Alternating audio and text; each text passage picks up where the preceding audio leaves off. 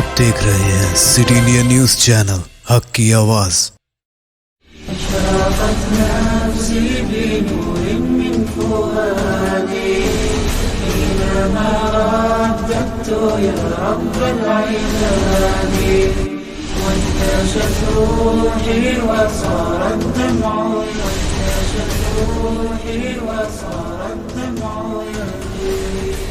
السلام علیکم ورحمۃ اللہ وبرکاتہ۔ محترم اور معزز ناظرین اکرام، آج میں آپ حضرات کے سامنے میں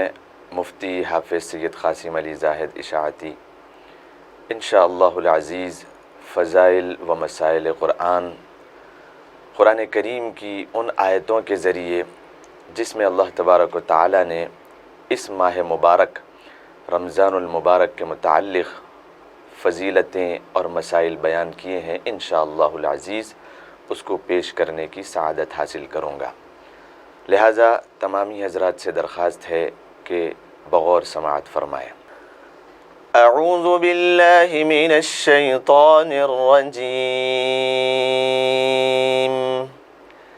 بسم اللہ الرحمن الرحیم،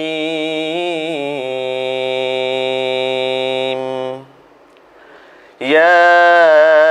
ایہا الذین آمنوا کتب علیکم الصیام کما کتب علی الذین من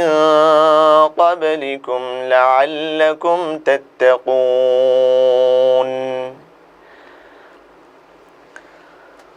قرآن کریم میں اللہ تبارک و تعالی نے ارشاد فرمایا، اعوذ باللہ من الشیطان الرجیم، بسم اللہ الرحمن الرحیم، یا ایہا الذین آمنوا کتب علیکم الصیام کما کتب علی الذین من قبلکم لعلکم تتقون، ایاما معدودات، فمن کان منکم مریضا او علی سفر فعدۃ من ایام اخر، وعلى الذين يطيقونه فدية طعام مسكين، فمن تطوع خيرا فهو خير له، وأن تصوموا خير لكم إن كنتم تعلمون۔ اللہ تبارک و تعالی نے روزوں کے متعلق قرآن کریم میں ان آیتوں میں روشنی ڈالی اور ارشاد فرماتا ہے، یا ایھا الذین آمنوا، اے ایمان والو، کتب علیکم الصیام، تم پر روزوں کو فرض کیا گیا ہے، کما کتب علی الذین من قبلکم، جیسا کہ تم سے پہلے قوموں پر اللہ تبارک و تعالی نے رمضان کے روزوں کو فرض فرمایا تھا، لعلکم تتقون، اور اس کا مقصد ارشاد فرمایا تاکہ تم لوگ متقی اور پرہیزگار بن جاؤ۔ اس آیت میں توجہ دینے کے بعد ہمارے سامنے یہ بات نکھر کر واضح ہوتی ہے، یا ایھا الذین آمنوا کتب علیکم الصیام، تم پر روزے فرض کیے گئے ہیں۔ اب آپ ذرا توجہ دیں، قرآن کریم ارشاد فرماتا ہے کتب علیکم الصیام،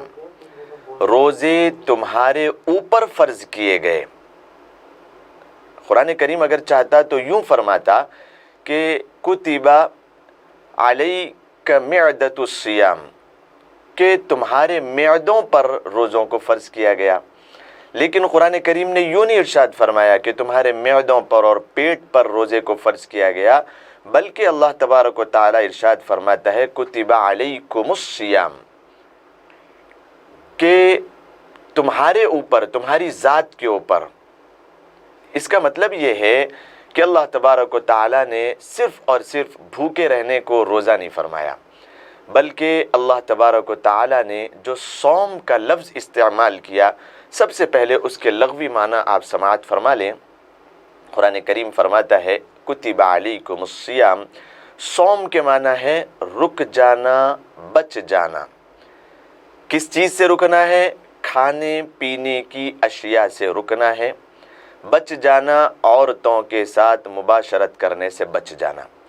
کتنی میعاد ہے؟ کیا معین وقت ہے؟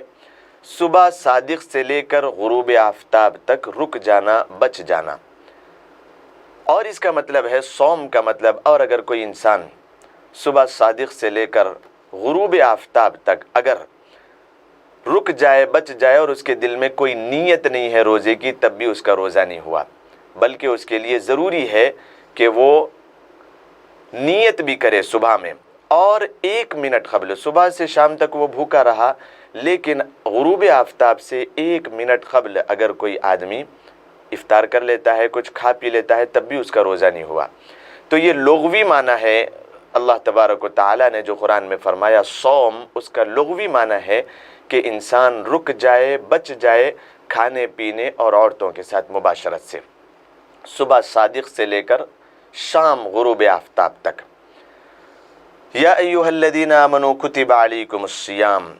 اب علیکم کی میں تفسیر کر رہا تھا آپ کے سامنے، علماء کرام نے یوں ارشاد فرمایا علیکم الصیام، تمہارے اوپر روزہ فرض کیا گیا، صرف معدے اور پیٹ پہ نہیں بلکہ اللہ تبارک و تعالیٰ نے آنکھوں کے اوپر روزے کو فرض فرمایا کہ آنکھ سے کوئی غیر محرم اگر سامنے آ جائے تو اس غیر محرم کی طرف نظر نہ کرنا۔ یہ جو ہے نا روزے کا عین مقصد ہے کہ اپنی آنکھوں کے پردے کو نیچے ڈال لے۔ پھر دوسری بات، کانوں کے اوپر اللہ تبارک و تعالیٰ نے روزے کو اس طریقے سے فرض کیا کہ کوئی میوزک اور کوئی گانا بجانا اور کوئی جو ہے نا غیبت کے الفاظ ہم اپنے کانوں سے نہ سنیں۔ یہ اہم اور ضروری ہے روزے کے لیے، اللہ تبارک و تعالیٰ نے کانوں پر بھی روزہ فرض فرمایا ہے۔ اور ایک بات یہ کہ اللہ تبارک و تعالیٰ نے زبان پر بھی روزہ فرض فرمایا ہے۔ زبان پر کس طریقے سے روزہ؟ کہ ہم اپنی زبان سے کسی کے سامنے گالی گلوچ نہ کریں، اپنی زبان سے غیبت کے بول نہ بولیں، اپنی زبان سے کوئی برے الفاظ نہ بولیں نہ کہیں، اور اپنی زبان سے گانے بجانے کے الفاظ نہ گائیں۔ یہ اللہ تبارک و تعالیٰ نے زبان کے اوپر بھی روزہ فرض فرمایا۔ ہاتھوں پر بھی روزہ اللہ تبارک و تعالیٰ نے فرض فرمایا، اس کا عین مقصد ہے کہ ہاتھ سے ہم کسی کے خلاف گواہی نہ دیں، نہ لکھیں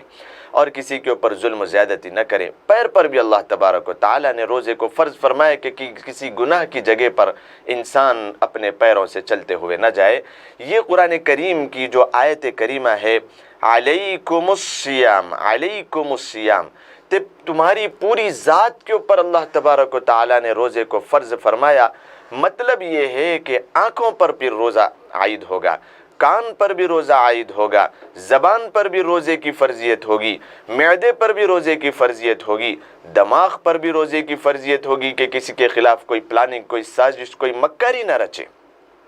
دل کے ساتھ بھی اللہ تبارک و تعالیٰ نے روزے کو جوڑ دیا کہ دل اللہ تبارک و تعالیٰ کے حضور نورانی بنانے کے لیے دل میں اچھی باتیں، کسی کی صلہ رحمی کی کوشش، کسی کے ساتھ ہمدردی کا معاملہ، کسی کے ساتھ اچھائی کا معاملہ اپنے دل میں ارادہ کرے نیکیوں کا۔ اللہ تبارک و تعالیٰ نے قرآن کریم میں علیکم الصیام فرمایا، اس کا مطلب یہ ہے کما کتب علی الذین من قبلکم۔ قرآن کریم آگے ارشاد فرماتا ہے جس طریقے سے تم سے پہلی قوموں کے اوپر اللہ تبارک و تعالیٰ نے روزے کو فرض فرمایا۔ کیا مطلب ہے اس کا؟ علماء کرام نے اس کی تفسیر بیان فرمائی، یوں ارشاد فرمایا کہ انسان کی ایک فطرت ہے کہ اگر وہ صرف اپنے اوپر کوئی معاملہ ہوتا ہوا دیکھے، چھوٹے سے چھوٹا بھی ہو، تو وہ اکیلا ہو جاتا ہے، تنہا پڑ جاتا ہے، وہ اکیلے رہ جاتا ہے کہ میرا ساتھ کوئی نہیں دے رہا، میں اکیلا ہو گیا، اور پھر اس کے ساتھ وسوسے اور پھر اس کے ساتھ گھبراہٹ۔ اللہ تبارک و تعالیٰ نے اس آیت کے ذریعے انسان کی اس فطرت کا علاج کر دیا اور یوں ارشاد فرمایا کہ اے میرے بندو، اے میرے محمد عربی صلی اللہ علیہ وسلم کے امتیوں، یہ بات مناسب اور صحیح ہے کہ روزہ رکھنا انسان کے لیے ایک شاق ہے،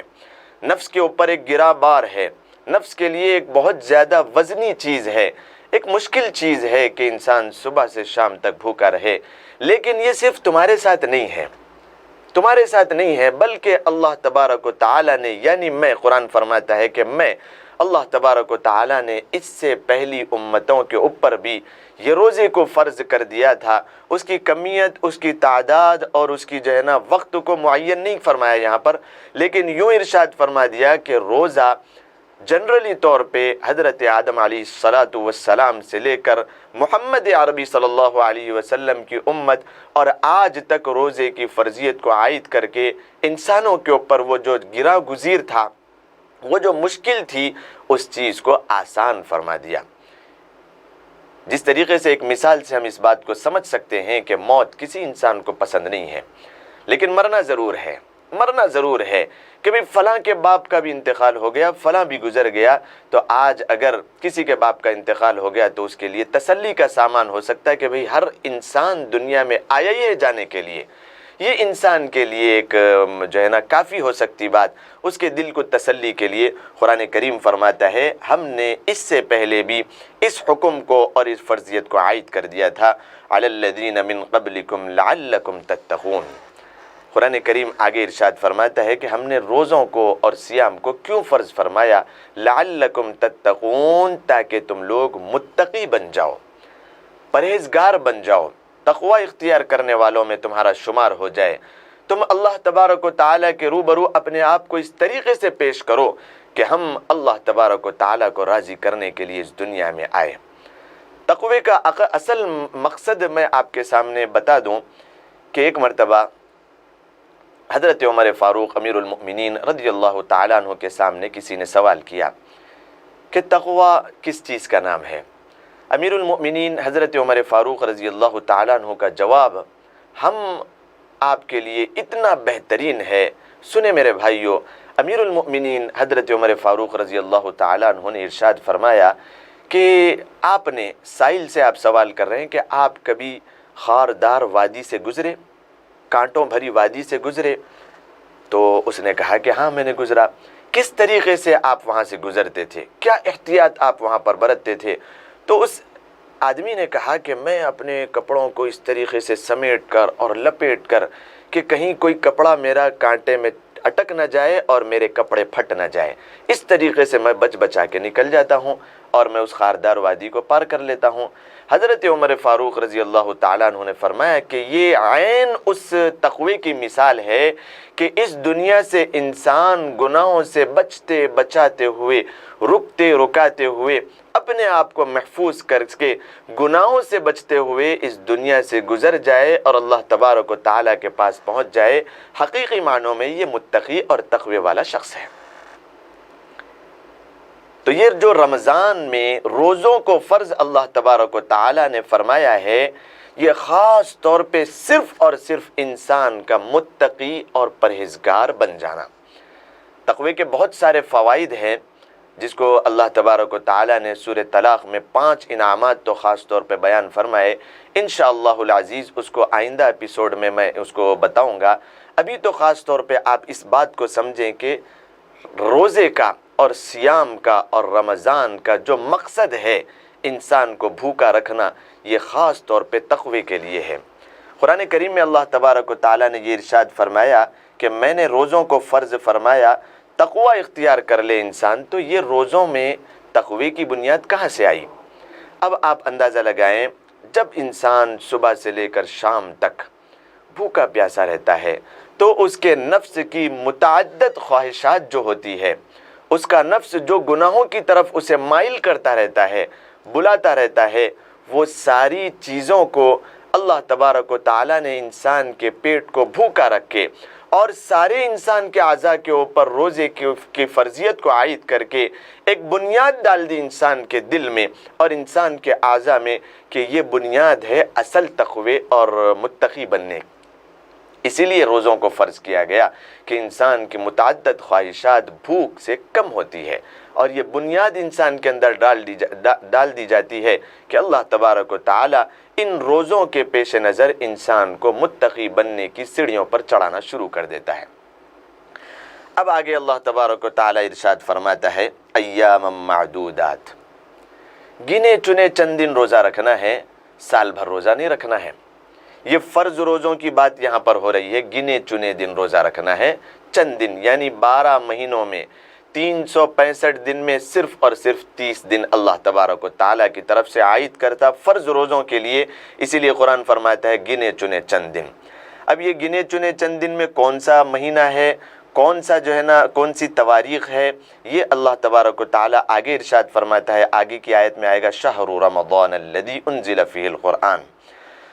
قرآن کریم آگے فرماتا ہے فمن کان منکم مریضا او علی سفر فعدۃ من ایام اخر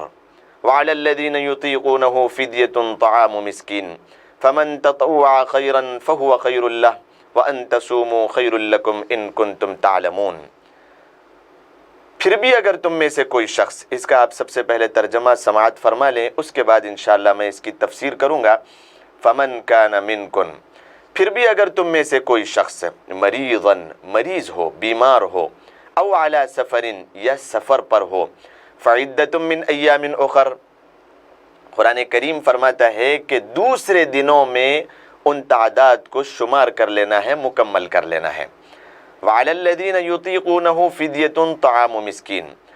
اور اگر تم میں سے کوئی شخص اس بات کی قوت اور طاقت رکھتا ہے تو وہ کسی ایک غریب کو فدیہ دے کر روزے کو مکمل کر لے، کسی ایک غریب کو فدیہ دے کر اپنے روزے کو مکمل کر لے۔ فمن تطوع خیرا فہو خیر له، بس اگر کوئی شخص اس سے زیادہ کی قوت رکھتا ہے تو وہ اس کے حق میں زیادہ بہتر ہے۔ وَأَن تَصُومُوا خَيْرٌ لَكُمْ إِن كُنتُمْ تَعْلَمُونَ، اور اگر تم میں کوئی سمجھ ہے، قرآن فرماتا ہے اور اگر تم میں کوئی سمجھ ہے، تم روزے کی فضیلت کو جانتے ہو تو تمہارے لیے فدیے کے بجائے روزہ رکھنا تمہارے حق میں زیادہ بہتر اور مفید ہوگا۔ اب ان آیات میں اللہ تبارک و تعالی نے بہت سارے فضائل اور مسائل کو ارشاد فرمایا ہے، آپ اس کو بغور سماعت فرمائے۔ ایام معدودات، جو دوسری قوموں میں اللہ تبارک و تعالی نے روزوں کو فرض فرمایا تھا ان میں تبدیلیاں تھیں، اور اس کو یہاں پر ارشاد نہیں فرمایا۔ میں آپ کے سامنے تذکرہ کر دیتا ہوں، یہ روزے کی جو فرضیت ہے، جب سے اللہ تبارک و تعالی نے انسانوں کو اس دنیا میں مبعوث فرمایا، بھیجا ہے، اس وقت سے ہر انسان کے لیے اللہ تبارک و تعالی نے کی روزے کی فرضیت عائد کی۔ اب اس کی کمیت، اس کی تعداد کو قرآن کریم نے یہاں پر ارشاد نہیں فرمایا۔ حضرت آدم علیہ السلام کے بعد حضرت شیس علیہ السلام، حضرت نوح علیہ السلام، حضرت یونس علیہ السلام، حضرت ابراہیم علیہ السلام، حضرت اسحاق علیہ السلام، سب کی امتوں میں کسی کی امت میں 3 روزے فرض تھے، کسی کی امت میں 2 روزے فرض تھے، کسی کی امت میں سال بھر ہی روزہ رکھنا، کسی کی امت میں کچھ کم روزہ رکھنا، اس طریقے سے کچھ زیادہ کچھ کم ہوئے، لیکن روزہ رکھنا ہر ایک کے لیے ضروری اور فرض عائد کیا گیا تھا۔ فمن کان منکم، اب یہاں پر شریعت کچھ آسانیاں پیدا کر رہی ہے انسان کو کہ تم میں سے اگر کوئی شخص بیمار ہو یا سفر پر ہو تو وہ اپنی تعداد کو بعد میں مکمل فرمائے دوسرے ایام میں۔ بیمار، منکم مریضاً، تم میں سے کوئی بیمار ہو، اس کا مطلب یہ ہے کہ کوئی بوڑھا ایسا بیمار ہو، ایسا جو ہے نا تکلیف میں ہو کہ روزہ رکھنے کی وجہ سے اس کی بیماری میں اضافہ ہوتا ہو، یا پھر روزہ رکھنے کی وجہ سے اس کے مر جانے کا اندیشہ ہو۔ یہ 2 وجوہات ہے، بیماری میں اضافہ یا پھر بیماری میں انسان کے مر جانے کا خدشہ ہو، تو یہ 2 صفتیں ایسی ہے جس کی وجہ سے روزہ نہیں رکھنا ہے انسان کو۔ روزہ رکھنے سے بہت زیادہ تکلیف اس کی ہوتی ہو تو روزہ اس کو نہ رکھنے کی قرآن کریم تلقین کرتا ہے، اور آگے یوں ارشاد فرماتا ہے او علی سفر، یا پھر انسان سفر پر ہے۔ او علی سفر سے یہ بات واضح ہو گئی کہ انسان صرف سفر پر مطلب گھر سے باہر نکل گیا وہ مسافر نہیں، بلکہ صحابہ کرام، اللہ کے رسول صلی اللہ علیہ وسلم اور تابعین اور امام اعظم ابو حنیفہ رحمۃ اللہ علیہ کی تفسیر اور ان کے معاملات سے یہ معلوم ہوتا ہے، یہ بات واضح ہو گئی متفق علیہ طور پر کہ ایک آدمی، یہ بات آپ مسئلہ ذہن میں رکھیں، سفر کا مقصد یہ ہے کہ ایک آدمی اپنے گھر سے 15 دن کا ارادہ کر کے کسی اور شہر، کسی اور ملک چلا جاتا ہے، اتنی دور چلا جاتا ہے کہ 3 مسافتیں طے کرتا ہے۔ یہ مسئلہ آپ واضح طور پہ سنیں، سفر کا مطلب یہ نہیں ہے کہ گھر سے باہر انسان نکل گیا اور اس کے لیے روزہ فرض نہیں ہو رہا، ایسا نہیں ہے، بلکہ امام اعظم ابو حنیفہ رحمۃ اللہ علیہ نے فرمایا کہ 3 مسافتیں اگر انسان طے کر لے تو اس کے لیے روزہ جو ہے نا، روزے میں نرمی اور اس کے لیے روزہ رکھنا ضروری نہیں ہے، فرض نہیں ہے۔ وہ 3 مسافت کیا ہے کہ ایک انسان 3 دن تک پیدل چل کے جتنی دور جاتا ہے اتنی دور اگر وہ پہنچ گیا، اس کو جو ہے نا علماء کرام نے اس زمانے میں یوں ارشاد فرمایا کہ مائل کے اعتبار سے اگر دیکھا جائے تو 48 مائل 48 مائل اگر وہ گھر سے دور چلا گیا، یا پھر اگر کلومیٹر کے حساب سے دیکھا جائے تو 77.5 کلومیٹر 77.5 کلومیٹر دور اگر انسان سفر پہ چلا گیا تو پھر وہ انسان شرعی اعتبار سے مسافر کہلائے گا، اور اس کی نیت یہ بھی ہو کہ وہ 15 دن سے کم وہاں پر ٹھہرے گا، 15 دن سے کم وہاں پر ٹھہرنے کا ارادہ ہے تو وہ مسافر ہوگا شرعی اعتبار سے۔ اور اگر وہ 15 دن کے بعد آنے کا ارادہ رکھ رہا ہے تو جو جہاں پر وہ پہنچا ہے وہیں پر وہ روزہ اس کے اوپر فرض ہوگا اور وہ وہاں پر روزہ رکھے گا۔ تو اس طریقے سے او علی سفرن، کوئی انسان سفر میں ہے یا پھر بیمار ہے تو وہ روزے کی رخصت حاصل کر سکتا ہے۔ فعدۃ من ایام اخر، وہ دوسرے دنوں میں اپنے روزوں کو مکمل کر لے۔ اب دیکھیے قرآن کریم یہاں پر ارشاد فرماتا ہے فعدۃ من ایام اخر، اس کے بجائے قرآن یوں بھی فرما سکتا تھا، میں صرف ترجمہ آپ کو بتاؤں گا کہ ان روزوں کو بعد میں مکمل کر لیں، صرف یوں فرما سکتا تھا، لیکن قرآن کریم نے یوں ارشاد فرمایا دوسرے آنے والے دنوں میں اس کی تعداد کو مکمل کر لیں۔ اس سے یہ بات واضح ہو گئی کہ بیمار ہونے کے بعد، وہ شفایاب ہونے کے بعد، صحت مند ہونے کے بعد اس کو اتنے دن ملے ہو کہ وہ روزہ رکھ سکتا تھا تو اس کے لیے فرض یہاں پر آئے گا روزے کا، اور اس کو ان دنوں میں روزہ رکھنا ضروری اور واجب ہوگا، اس کو دہرانا اور اس کی قضا کرنا۔ اور اگر کوئی بیمار ہونے کے بعد اس کو وہ ایام نہیں ملے جن میں وہ روزہ رکھ سکتا تھا شفا یابی کے بعد، صحت یابی کے بعد، تو اس کے لیے روزے کی وہ روزہ واجب نہیں ہوگا بلکہ اس کے لیے معاف ہو جائے گا۔ اور اگر کوئی مسافر اتنے دن سفر کے بعد اتنے دن میں واپس آ گیا اور اس کے واپس آنے کے بعد اتنے ایام اس کو مل گئے کہ وہ روزہ رکھ سکتا تھا تو وہ روزہ رکھے، ورنہ وہ وہاں پر جو ہے نا روزے کی فرضیت اور واجبیت اس کے اوپر عائد نہیں ہوگی۔ انشاءاللہ باقی باتیں تفسیر کی انشاءاللہ آئندہ ایپیسوڈ میں بتانے کی کوشش کروں گا۔ السلام علیکم ورحمۃ اللہ وبرکاتہ۔ فعدۃ من ایام اخر، آپ اس بات کو اپنے ذہن میں رکھیں کہ کوئی شخص بیمار ہونے کے بعد صحت یاب ہو گیا، صحت یاب ہونے کے بعد اس کو اتنے دن ملے، وہ زندہ رہا، تو اس کے اوپر یہ روزے واجب ہوں گے جس میں وہ روزہ رکھ سکتا تھا۔ قرآن کریم میں جو فعدۃ من ایام اخر کے علاوہ کوئی اور بات بھی قرآن ارشاد فرما سکتا تھا۔ فعدۃ من ایام اخر کا ترجمہ اور ٹرانسلیشن یہ ہے کہ فعدۃ من ایام اخر، دوسرے دنوں میں وہ ان تعداد کو مکمل فرما لے، ان تعداد کے روزے رکھ لے جتنے روزے چھوٹے ہیں دوسرے دنوں میں۔ دوسرے دنوں کے بعد قرآن یوں فرماتا ہے کہ بھئی بعد میں روزے رکھ لیں، تو بعد میں نہیں فرمایا فعدۃ من ایام اخر۔ قرآن کا ایک ایک لفظ اپنے اندر جو ہے نا بہت سارے جو ہے نا معنی اور جواہرات کو جو ہے نا پیروئے ہوا ہے۔ تو یہاں پر سے یہ مسئلہ نکل گیا کہ کوئی مسافر سفر سے آنے کے بعد اس کو اتنا موقع مل گیا، اتنے دن مل گئے، مثال کے طور پہ 10 دن کے روزے ایک انسان کے چھوٹ گئے سفر کی وجہ سے، تو وہ گھر پہ آنے کے بعد 10 دن اس کو مل گئے تو وہ روزے رکھ لے، یا پھر اگر اس کو 10 دن نہیں ملے، اس سے پہلے وہ مر گیا، تو وہ جو واجب ہوئے تھے روزے بعد کے دوسرے دنوں میں رکھنے کے لیے، وہ وجوبیت ختم ہو جائے گی اور وہ فرضیت اس کے ذمے سے ہٹ جائے گی، وہ معاف کرایا اور جو ہے نا کیا ہوا اللہ تبارک و تعالیٰ کے پاس پہنچے گا۔ تو یہ مسئلہ اپنے ذہن میں رکھے، فعدۃ من ایام اخر یرید اللہ بکم اليسر ولا یرید بکم العسر۔ قرآن کریم فرماتا ہے وعلی الذین یطیقونہ فدیۃ طعام مسکین، اور ان لوگوں کے اوپر جو اس بات کی طاقت رکھتے ہوں کہ وہ فدیہ ادا کر دیں تو وہ روزوں کا بدلہ فدیہ دے کر اپنے ذمے سے ادا کر سکتے ہیں۔ اس بات کو آپ واضح طور پہ سماعت فرما لیں کہ یہ جو حکم تھا فدیہ دے کر اپنے ذمے سے فرض کو ساخت کر دینے کا، یہ ایک آیت اس کے بعد 185 نمبر آیت جو آنے والی ہے اس آیت سے پہلے کا حکم تھا. اس کے بعد ایک آیت نازل ہوئی جس میں اللہ تبارک و تعالیٰ نے ارشاد فرمایا کہ جو شخص رمضان کے مہینے کو پائے وہ روزوں کو رکھنے کی کوشش کرے، ان کے اوپر روزے فرض ہے. یہ جو حکم دیا گیا تھا یہ پہلے دیا گیا تھا. اس کے بعد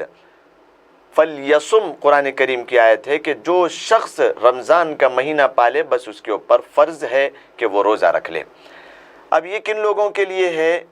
وَعَلَى الَّذِينَ يُطِيقُونَهُ فِدْيَةٌ طَعَامُ مِسْكِينٍ، یہ ان بوڑھوں کے اوپر جو حد سے زیادہ بوڑھے ہو گئے، اب ان کے اندر طاقت نہیں ہے کہ وہ روزہ رکھ سکیں، اور اگر وہ روزہ رکھ لیں تو ان کی تکلیف میں، ان کی بیماری میں، ان کی کمزوری میں بہت زیادہ اور مشکل پیش آ سکتی اور تکلیف ہو سکتی. تو ان لوگوں کے لیے یہ حکم ابھی بھی جو ہے نا برابر ہے، مکمل طور پہ جو ہے نا جاری اور ساری ہے کہ یہ حکم وہ لوگ مانیں، اور بوڑھے اور بوڑھیاں جو ہے وہ لوگ اپنا فدیہ ادا کر کے اپنے روزوں کی ذمہ داری سے وہ لوگ دور ہو سکتے ہیں. فدیہ کیا ہے؟ فدیہ آپ لوگ ذہن میں رکھیں کہ 2.25 سیر یعنی 2.25 کلو گیہوں اگر آپ ایک روزے کے بدلے میں کسی مسکین کو دے دیں تو آپ کا ایک روزہ فرض آپ کے ذمے سے ساقط ہو گیا. 2.25 سیر 2.25 کلو گیہوں اگر آپ اس کی جو ہے نا جو اس کے حساب سے جتنے پیسے ہو رہے ہیں، اگر آپ اتنے پیسے بھی اللہ کی راہ میں کسی غریب کو خرچ کر دیں، کسی غریب کو دے دیں، تو بھی آپ کا جو ہے نا یہ کام ادا ہو جائے گا. فَعِدَّةٌ مِّنْ أَيَّامٍ أُخَرَ وَعَلَى الَّذِينَ يُطِيقُونَهُ فِدْيَةٌ طَعَامُ مِسْكِينٍ. اور اس کے متعلق کچھ اور مسائل ہے، آپ اپنے ذہن میں رکھیں کہ کوئی بوڑھے یا پھر کوئی ایسے بیمار کہ وہ پھر واپس سے صحت یاب نہیں ہو سکتے، وہ بیماری ایسی ہے کہ وہ مرض الوفات تک اس کو لے جانے والی ہے، ایسا کوئی اندازہ ہے تو پورے 30 دن کا فدیہ ایک ہی مرتبہ میں نکال لیں یا پھر ہر دن کا فدیہ الگ الگ نکالیں. یہاں پر دونوں قول علماء کرام نے ارشاد فرمائے ہیں. فتویٰ اسی بات پر ہے کہ پورا کا پورا ایک ساتھ نہ نکالیں، بلکہ الگ الگ آج کے دن کا روزہ چھٹا آج کسی جو ہے نا مسکین کو فدیہ دے دیں،